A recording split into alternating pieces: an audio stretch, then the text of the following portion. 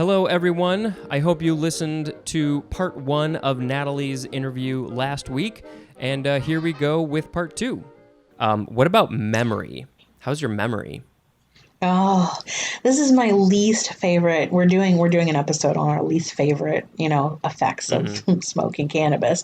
And this is my least favorite side effect of regular cannabis use is the short-term memory loss. Oh, it's so terrible. It's so terrible. And for me as a person who is really like I don't know. I'm kind of worried that I'm going to get old and I'm going to forget things. And that's why I became a photographer because I wanted to take pictures of everything I Mm-hmm. had seen, everything that I did. I love traveling. I've been on all 7 continents. I didn't want to miss a moment.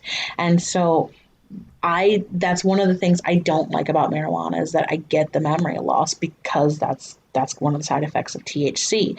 And so the great thing is to combat that, I feel like it's built into the drug. I can't really be that upset about short term memory loss when I'm stoned. I can't really get that upset about it because I'm just not in that mindset. And I don't usually notice it once I'm sober. It happens more so when I'm stoned. So if I'm in the middle of going to the kitchen for something, I'm like, ah, shit, like what was I gonna go get? I forgot now. um, but I have noticed it creeping into my day-to-day life. It's just been little things where I'm like, I was holding these 2 things for what reason? And so I just have to accept that THC is going to negatively disrupt the working and episodic memories within us when we take it, and that's for me, that's a small price to pay for the many benefits that I seem to get from it. Yeah, I actually have that short-term memory issue normally. I'm like, what was I going to say? What was that word? What did I walk into this room for? That's just me anyway. So That's just yeah, you regularly. that's tough. What do you think is going on with that short-term memory loss? Why do you think that happens? Well, the acute effects of cannabis on memory function have been studied for quite a while. And how they did it was they allowed participants to consume a certain amount of, the cannabis, and then they wanted them to complete some kind of task designed to test their aspects of different memory recall. And they found that there was delayed matching to sample task. And so, your visual pattern and then what you thought you saw were different. And then the short term visual memory was also affected by that. And then, like I said, the episodic memories. And so, what happens is our brain is trying to form memories all the time, the whole time we're awake and conscious, etc. And when you are stoned, you're kind of not in that place to be making memories. And so, you are more susceptible to forming false memories, actually. So, you might think something happened when you were stoned that actually really didn't happen when you were stoned. And that there's no explanation for that. That's just part of the side effect of THC. So so is it that the thing happened, it just wasn't when you were stoned, or is that you're making up a memory that didn't happen at all? Yeah, it's that you're making up a memory that didn't Ah, happen at all because your short-term visual memory is being affected when you're using cannabis. So what you think you're seeing is being affected, and therefore it's helping to form false memories because you're remembering something that you didn't actually see the way you thought you saw. so this gets into a topic that is actually extremely rare, I think, with cannabis. But have you ever had any hallucinations when you're high that you knew were Oh, hallucinations? yeah, only like once or twice. And again, those are when I have just done like way, way, way, way too much. The point where like your feelings, like it's not fun anymore. Hmm. That's kind of the thing. I don't want to use cannabis when it's not fun. But someone gave me an edible one time. The edibles have terrible history, and I know why they get the bad stigma. But if you're careful with them, they can be great. So someone gave me an edible, and I said, "How much is this?" And he said, "I don't know. I think it's 20." And I said, "Okay, cool." And then he came back to me 10 minutes later, like, "Oh, sorry, that's 45." And I was like, "Whoa, what? That's a huge difference." Yeah. And I was like, "Oh my gosh!" And within an hour, I was feeling nauseous. I was dizzy. I had the spinnies. I hate when I get the spinnies. I couldn't lay down. I didn't want to walk. And then I totally got obsessed with this idea that I saw a fish in this fish bowl that was in the hotel that we were at. And they were like, no, there's no fish in the bowl. They were correct. There was no fish in the bowl. But it was a hotel that let you rent fish to put in your room so you could get a pet fish for the stay. And I went to the desk and I was like, I want one of the pet fishes. And they were like, actually, we're all out of the pet fishes. And I was like, okay. And then I got obsessed with the idea of going to the pet store to get a fish to put in the bowl in our room. And it was a crazy Uber adventure. And some of it, I was just like, I told my friends, like, oh, do you remember when that happened? They're like, no, Natalie, that never happened. That was just you in the backseat and the Uber driver laughing at you. And so I've had it where like I've had things where I really do, I'm like, that happened.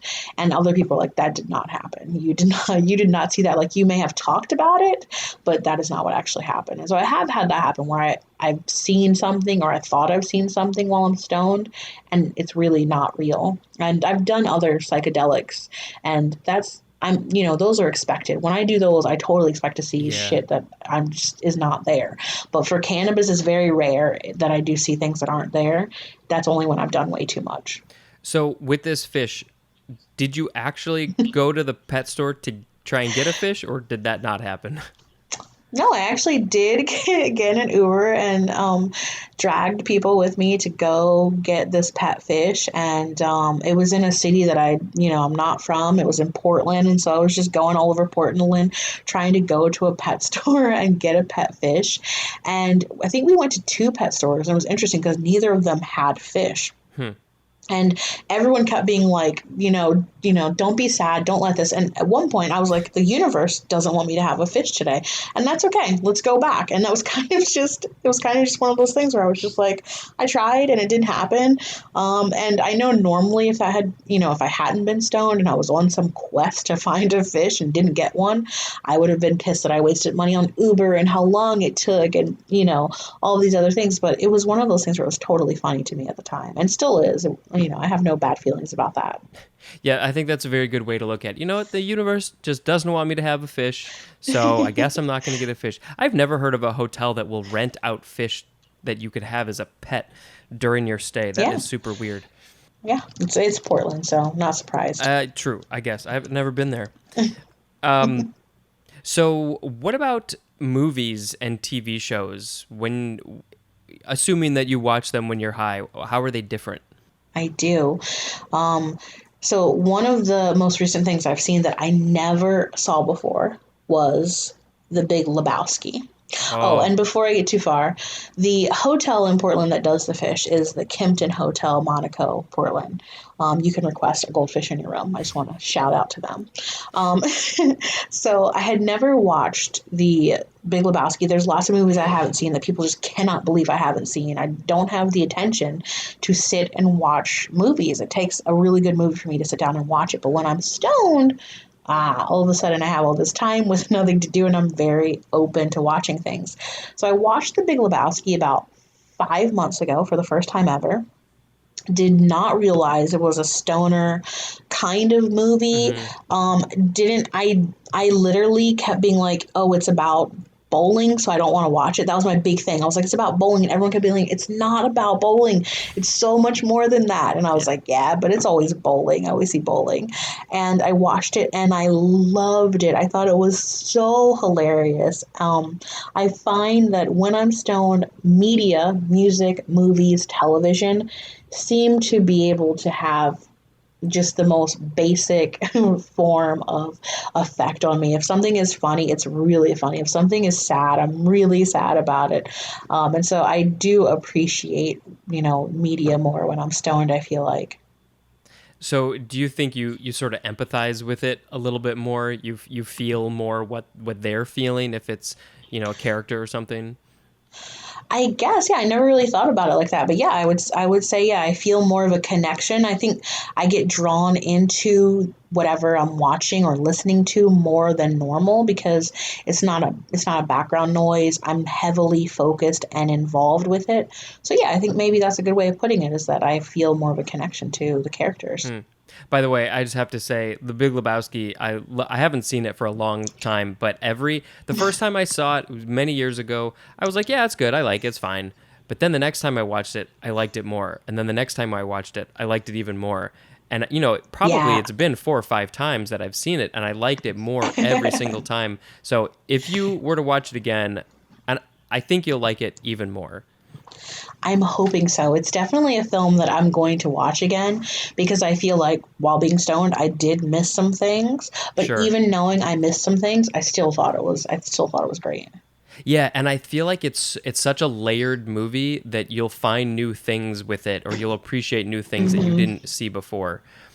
Yeah, and if I had known that Steve Buscemi was in it, I totally would have been into it way, way quicker. But again, it's one of those things where I didn't know until I was stoned, and I gave myself time to enjoy it. My wife and I visited Iceland like a year or two ago, and in Reykjavik, Iceland, there is a Big Lebowski bar. Yes, yes, we went to Iceland too, and the Oh, thing is, I didn't care because I didn't know anything about it, and now I'm like, oh no, like I wish I'd gone. But we did go. I don't know if you went. Did you go to the Penis Museum in yes, Reykjavik? we did. Yeah, we went to the Penis Museum, and I've got a picture of my husband up next to like a whale penis, Yeah, and I think actually my wife got the same picture of me. yeah, we really love that. It's in like the clear cylinder, like kind of in the Yeah, middle. Yeah, yeah, yeah. We did that too. I yeah. also got a picture of my wife holding the penis telephone. We were in that little back room, and I think it's that room where it also has the picture of the guy who's had his penis out in front of that museum as much. And this little like group of old ladies came back there, and they were just like giggling and pointing at all of this stuff that had was penis shaped, and we thought it was the cutest thing. Like it was so cute. That is really, I would have loved to see that. Yeah, so if you ever go to Iceland, you got to go check out the Penis Museum. Go to the penis museum. It's very classy, Yes, it is. And it's not too all expensive things either. considered. Nah, nah. So back to like TV and movies. So I'm looking at it sort of two ways. There's the production of the thing that you're watching. There's the making of it, but then there's also the story. If you put yourself in the story, do either of those? I guess you already sort of talked about the story itself. You sort of, if it's happy, you're really happy. If it's sad, you're sad. But do you ever look at it from the other side, like people made this thing? I don't think I think about it like that. Generally speaking, and I do find that I have to constantly remind myself or ask someone like what the plot is to make sure I'm following and I'm not missing anything. And so I'll be like, wait, are they really doing this? Is this like really is there? And they're like, yes, they're really doing that. And so I find it harder to follow along sometimes. But for me, I mainly found that when I noticed that, wow, someone made this, you know, is the Christopher Guest films. I love Christopher Guest. I don't know if you know Yeah, who he is. yeah, waiting for Um, Guffman.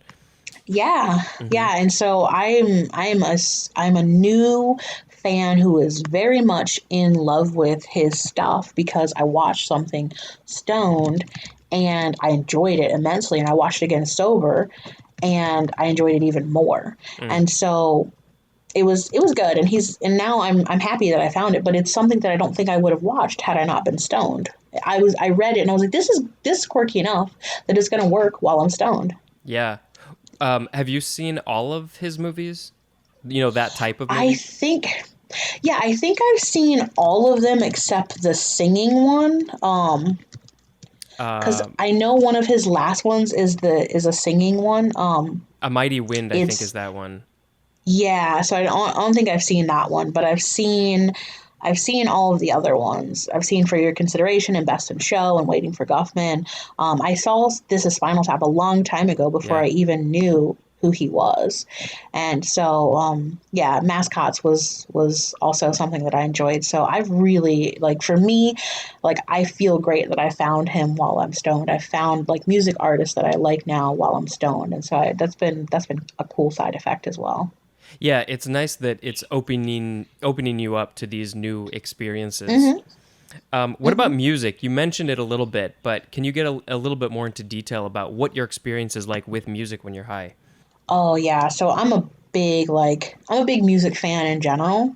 That's kind of where my background is. I can't play anything. I wish I could. I've tried every instrument. I just can't. I'm not musically inclined, but I love working with people who are into music, are singers, writers, or artists themselves. And so I have a huge eclectic taste in music. I'll listen to anything from rap to world music to lo-fi to opera to like there are no bounds for me within music. If I like it, I'll listen to it. And so when I'm stoned, I go to Spotify and I look at what Spotify has suggested, because otherwise, all day long, in some form or another, I'm listening to music, whether it's in my headphones or it's at my desk at work. I listen to music, I have it going constantly in the background, and I'm very purposeful about what I'm playing.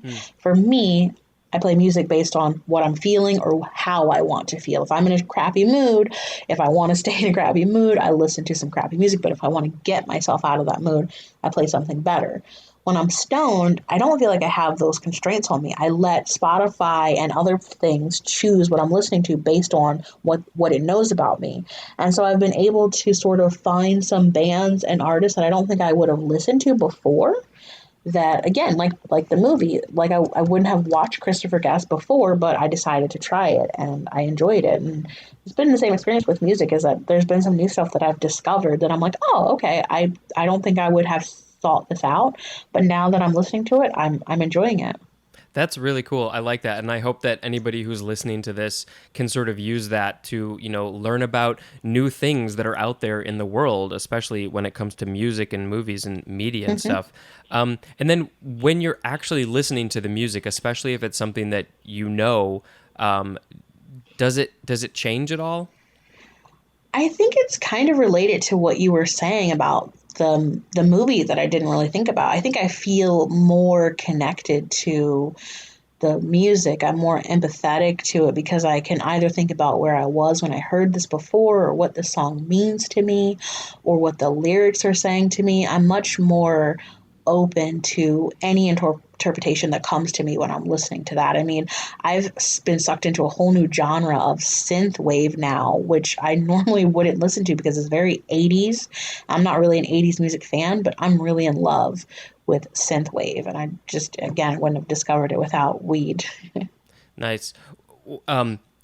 What are, like, say maybe two or three of like the top groups or music types of music that you listen to, that you prefer to listen to? Whew. Okay. So, like, number one, I'm always about Block Party. I'm super, super into Block Party. I've been a fan of theirs for, I don't know, like over a decade now.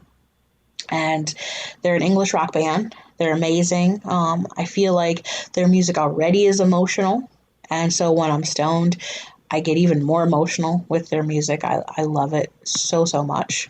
I'm really into indie rock or indie pop. And so I listen to things like Vampire Weekend, or if I want to get really, really indie, I listen to the XX or something along those lines. And so I've had fun with them. And my new thing seems to be chill music, chill hop, like electro chill. And so I've been listening to Torio Y Moy, and that's been good. He does a lot of beats and things like that. This is good for me because I was never I love music, but I didn't have like a really wide range of what I would listen to regularly when I was younger. And so I just got stuck into like a very small, limited amount of artists and stuff. And so it's good for me to expand my horizons, from decades upon decades. Because I'm like you, I love pretty much anything. If it's music, and as long as it's not like too like experimental with like very little rhythm or whatever, as long as it's not like that, I'm like, yeah, music, I love it. But I don't know a lot about it. I don't know a lot of artists. I don't know a lot of songs. And so even to this day, I still don't actually listen to a lot of music because I am now listening to a lot of podcasts, because there's so many podcasts that I'm not helping it. I know, yeah. But yeah, I do want to listen to more music. in general. So That's cool. thank you for those suggestions. Yeah, I'm also in like a Discord with a few people where it's just a bunch of strangers who like music. And sometimes we'll be like, "Oh my gosh, I heard this really cool band or this really cool artist. Check them out. Let me know what you think." And so I've found some pretty good stuff like that. I am all about sharing any sort of crazy music. Like you said, I'm cool with anything that's not too experimental. If I can't find a beat or Right. rhythm to follow along in the song, then it just sounds like noise to me. And I'm sorry for anyone who's doing experimental music. Nah, but you know, it takes a special person to, I think, appreciate that for what it is. And most Yeah, people aren't like that, yeah. and that's okay. We're all different. So, changing gears, you know, those things, food, TV, movies, music, those were all sort of like your perception of the outside world, those things. Mm-hmm. Another thing that's sort of similar is sex. That's, you know, Mm-hmm. how is your perception of sex, or the, you know, the mental or the physical aspect of it different when you're high? For anyone who's not had sex stone but is thinking about it, you owe it to yourself to try it at least once. If you just go on a purely logical base, okay, sex can cause, anxiety or etc. pressure, okay. Cannabis helps you relax and release anxiety and stress. You put those two together, guess what? The cannabis is going to cancel out how much stress and anxiety and pressure you might be feeling when you normally have sex. So you're going to be able to let go more. You're going to be able to enjoy more. As we said, touching and being massaged always feels better when you're stoned. I'm speaking always for at least me. For you, And yeah, so subjective. yeah, in those same regards, then I would say that sex is also equally as enjoyable for me. It's kind of a different experience. I feel more like it sounds cheesy, and it's more like a melting of two people, Mm. and it feels like you're in sync more with the person you're with. Maybe that's just me, but I enjoy cannabis sex.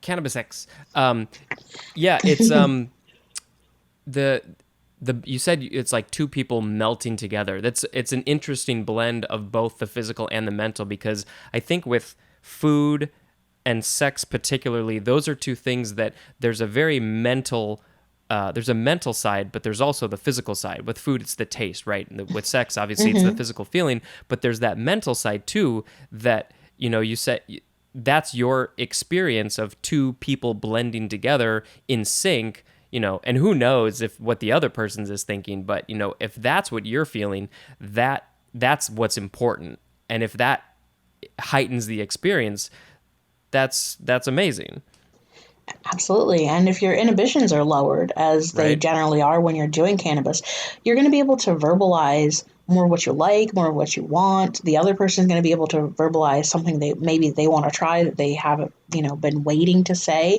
And so this is going to create that space for you guys to connect more, because you might verbalize to each other more, even if it's not with words, even if it's just with sounds. Right. You might be doing sounds that you don't normally do when you're not stoned. That sort of thing is always going to open up, a bigger pathway for you guys to connect to each other. And so I'm a super fan of cannabis sex. Yeah, and just allowing yourself to just be in it more so than otherwise. Mm-hmm. Mm-hmm. So, those were all sort of the questions about how are things different. And we're gonna, you know, shift gears again. Do you consider yourself, and I think I already know the answer to this based on some things you've said before, but do you consider yourself like a pot nerd or a connoisseur of some kind? I feel like such a baby in the cannabis world. I feel like I got started late, but I absolutely, like, my friends come to me about cannabis advice. I just had someone text me yesterday, a friend of mine, who was like, "Holy shit, I'm too stoned. What can I do?" And I was like, "Sugar, sugar, sugar. It'll help. It'll counteract." Mm, I got all geeky.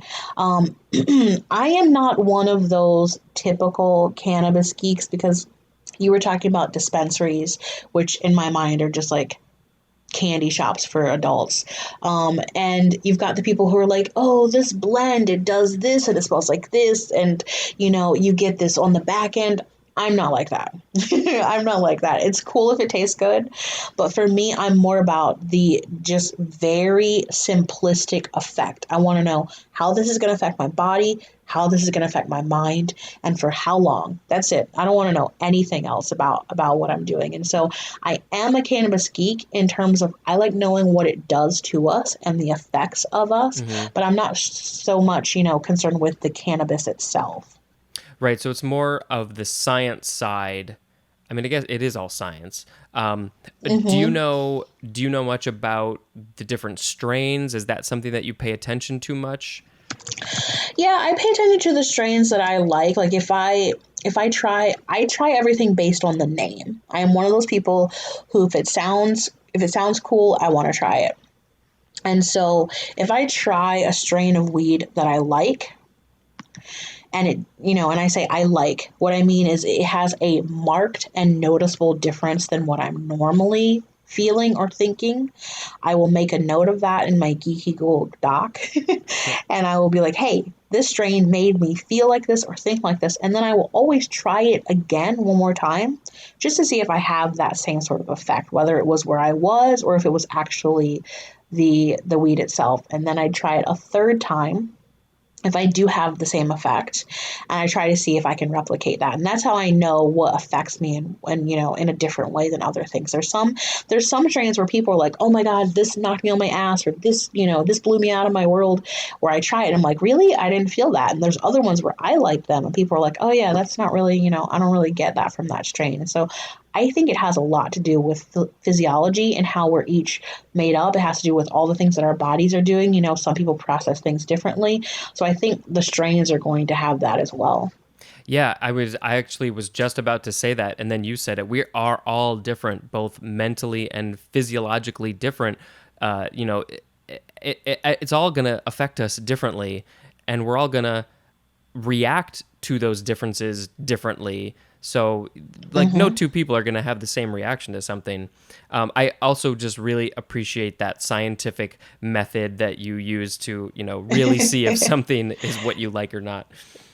Yeah, yeah, because then I know if I want to try it again. And then I know, if I've had a stress out day and I'm like, I remember this strain particularly was amazing and it did this thing for me that I want to recreate.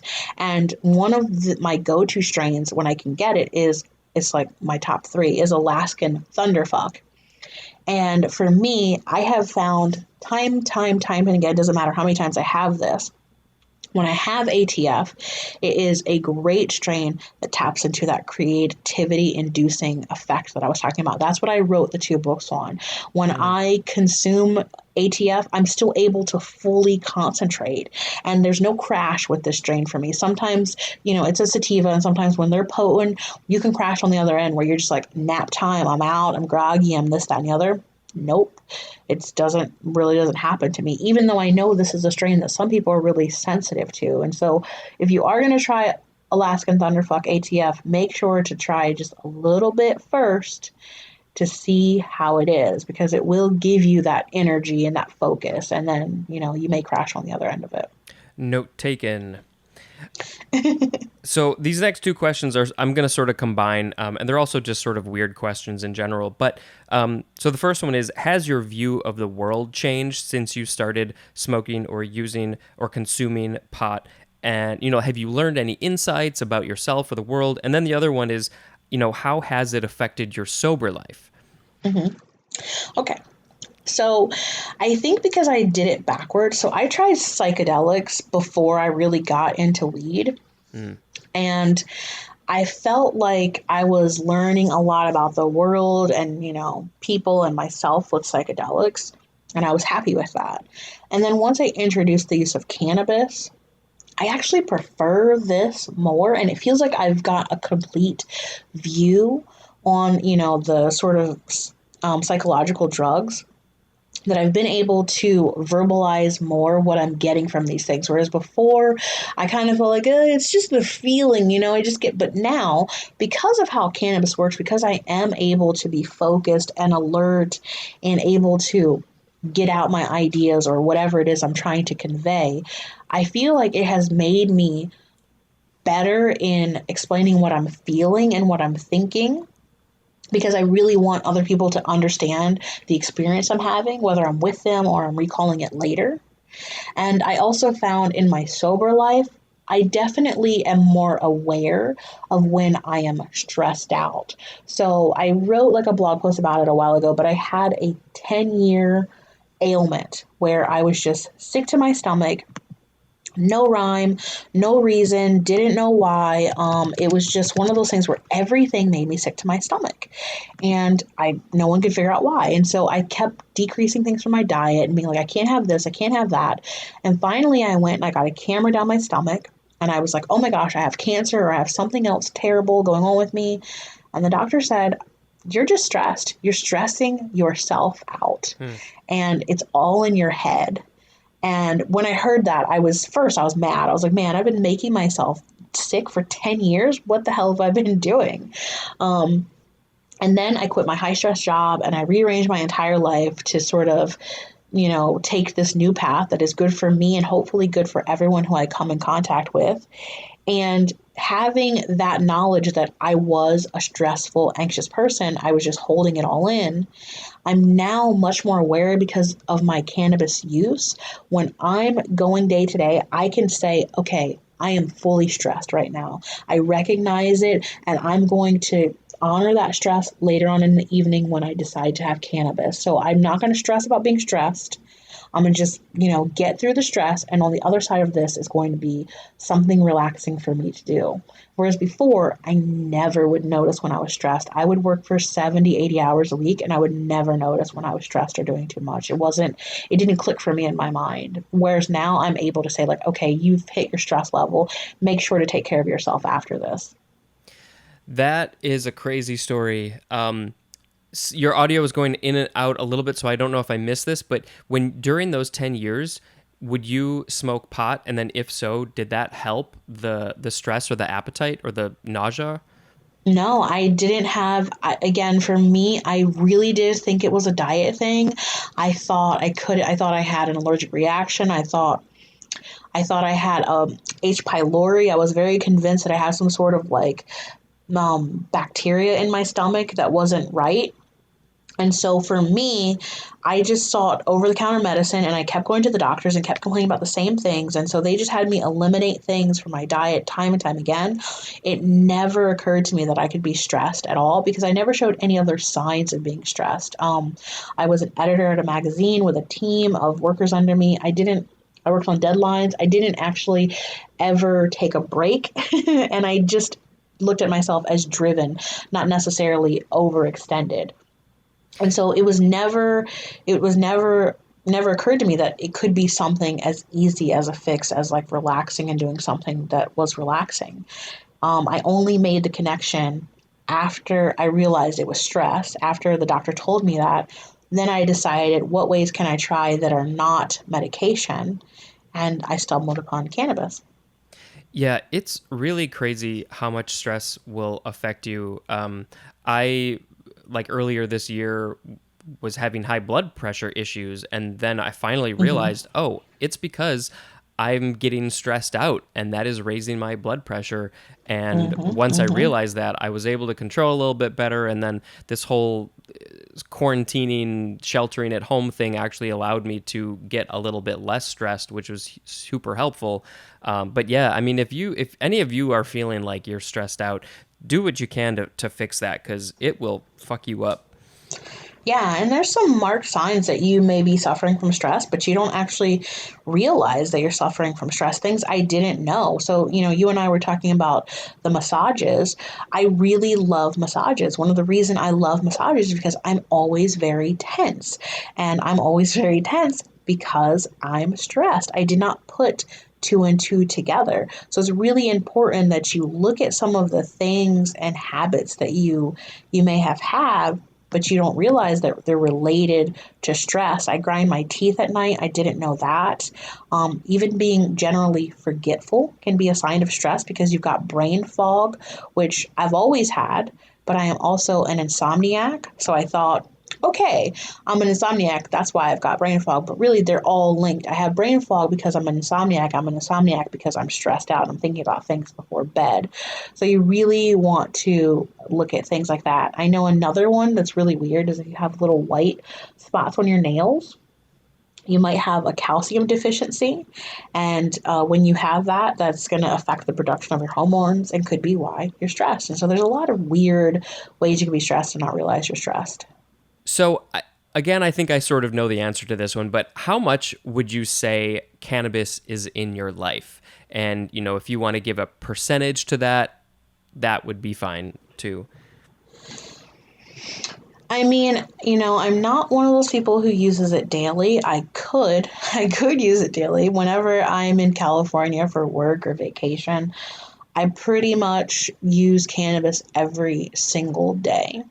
And so I know that I could use cannabis every single day, but I've absolutely noticed that when I do take that route, the effect of it is lessened, which I do not like.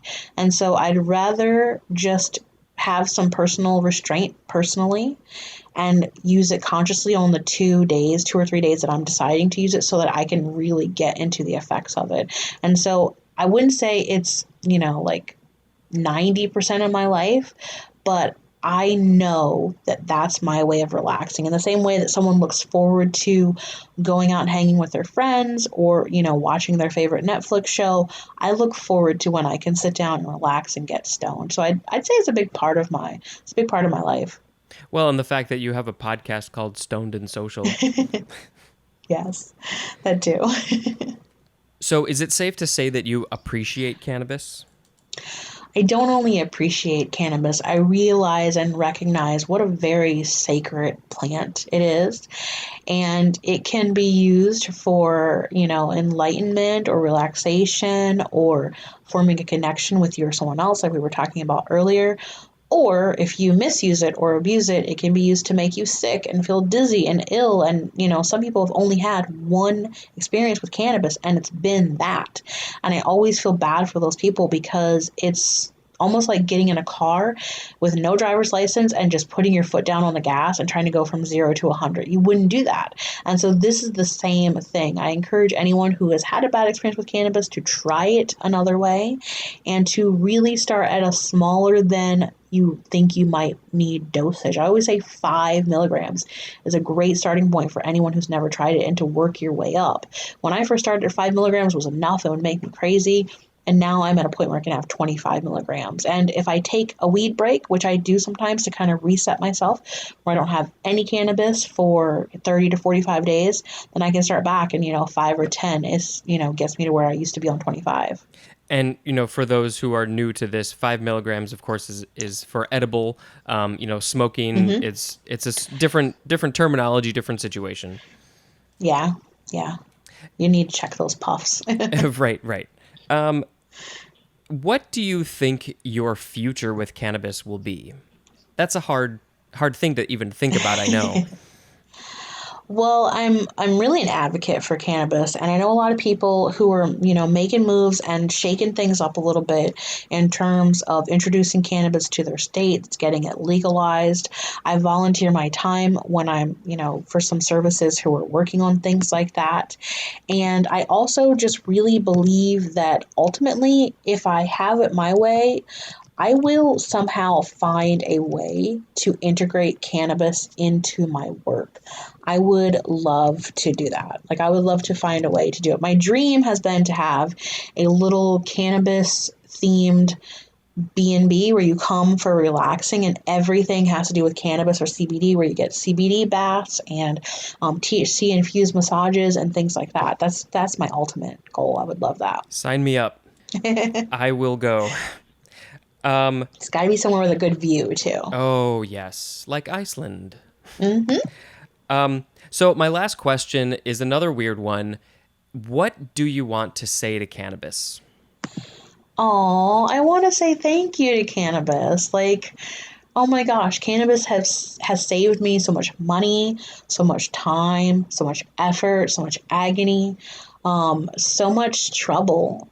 Cannabis has been the shortcut to a myriad of my problems, and I will be forever grateful for discovering it and not, just giving up on it after my attempt. And so I would say thank you to cannabis. I think that is a great way to end this. Thank you to cannabis. Thank you to you. That is actually a statement that I think I'm going to be saying a lot at the end of these interviews, because I think every single person is probably going to say thank you to cannabis. I'm really grateful for your time and all of these amazing answers that you gave. I love doing this because I love learning about the people that I'm talking to, and just getting a fuller view of cannabis and the people. And I really, really hope that the listeners feel the same way, especially new people who have never done this before or who are just learning about it. And I want to give them a fuller view about what this plant can do, and that it's not this thing that people have been made to believe it is for, the last 100 years. Yeah, there's no boogeyman. It's not weed. Cannabis is your friend. Cannabis is your friend. Any last words you want to say? Namaste stone, people. And did I hear in some of your episodes at the very end you say "stay highly conscious"? Yes. I really like that. Whenever it's repeated back, it sounds so much worse. No. When I heard it, I was like, "Ooh, that's good." Not everybody would appreciate it, I guess, but I did. Thank you. Well, yeah, so thank you to you. Thank you to everybody for listening. And go check out Natalie's podcast called Stoned and Social. And I'm sure she's written some books, so go find her books. I'll get that information from her afterwards, and I'll put that in the episode notes. So thank you to everybody for listening. And until next time, this is Spencer and Natali talking about cannabis. Thanks.